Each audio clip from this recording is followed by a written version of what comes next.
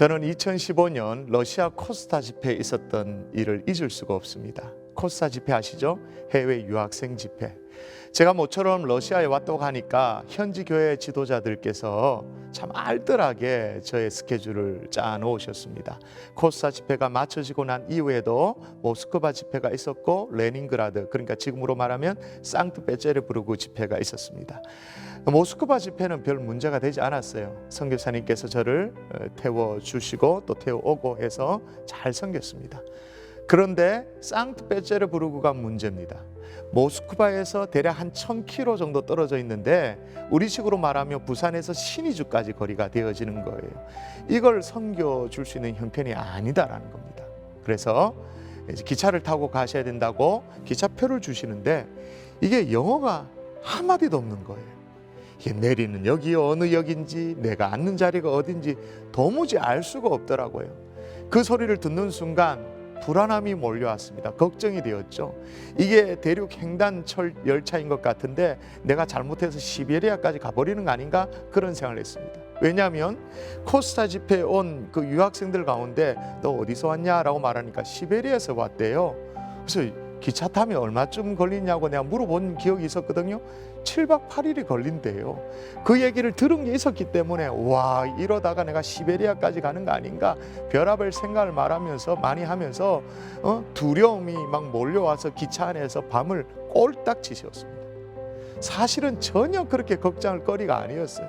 내가 어느 역에 내린지 몰라서 기차가 설 때마다 걱정스럽게 두리번거렸는데 한참 밤을 지새우고 난 이후에 어느 역에 기차가 섰는데 말이에요. 제가 앉아있는 자리까지 한국 선교사님께서 오시더라고요. 김정훈 목사님이시죠? 묻더라고요. 예, 반갑습니다. 잘 오셨습니다. 저를 에스코트 해주시는 거예요.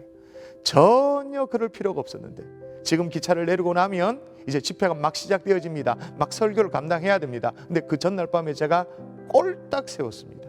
제가 어떻게 섬겼을까요? 두려워할 필요가 없었는데 두려워했던 거예요. 지구상에서 가장 고가의 상품으로 팔리는 게 뭔지 아십니까? 그건 두려움이랍니다. 대부분의 TV 광고를 한번 보십시오. 광고를 보시면 상품을 파는 것이 아니라 어쩌면 두려움을 판다고 해도 과언이 아닙니다. 건강에 대한 두려움을 자극해서 건강보조식품을 팔고 또 사고 어떤 질병의 두려움을 팔아가지고는 온갖 종류의 또 보험을 팔고 약을 팝니다. 그리고 비만이 막 만병의 근원이라고 막 그렇게 해서 지금 당장 다이어트를 하지 않으면 안 될 것처럼 그렇게 만들죠. 여러분, 광고계의 공공연한 비밀이 뭐냐? 두려움을 자극하며 팔린다. 인간의 두려움을 건드리기만 하면 팔아먹을 수 있다라는 그런 얘기를 합니다. 그래서 남들처럼 일찍부터 아이들 학원에 보내지 않으면 내 자녀만 좀 뒤처지는 것 같이 그렇게 생각되어집니다. 그런 두려움 때문에 영어 학원도 보내고 무슨 학원도 보내고 다 보내죠.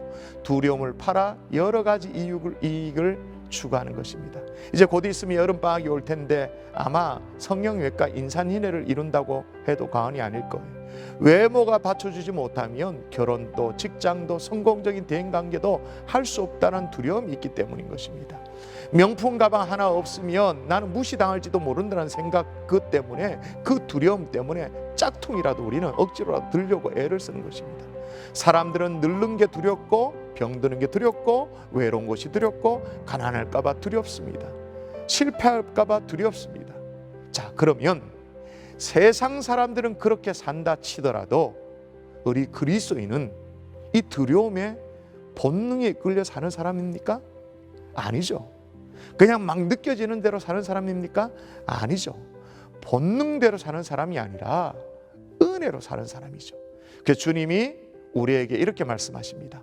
디모데후서 1장 7절 말씀에 보면 하나님이 우리에게 주시는 것은 두려워하는 마음이 아니요 오직 능력과 사랑과 절제하는 마음이니라고 말합니다. 언제나 마음이 중요합니다. 우리 속에 무서움이 파고들 때, 걱정이 파고들 때 이 두려움의 실체를 파헤침으로 말미암아 두려움의 본능대로 사는 사람이 아니라 우리 모두가 은혜로 사는 사람 다 되어질 수 있기를 주 예수 이름으로 축복합니다.